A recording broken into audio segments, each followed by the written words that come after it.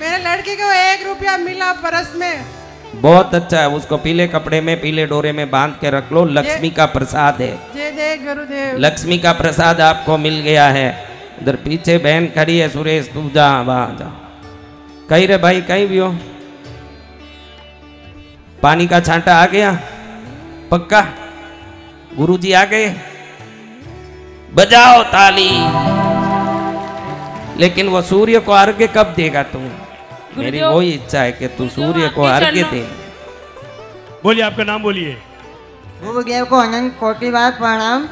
मेरे घर में अगरबत्ती की खुशबू आ रही है। छोटी सागड़ी, संयम जैन। बजाओ ताली।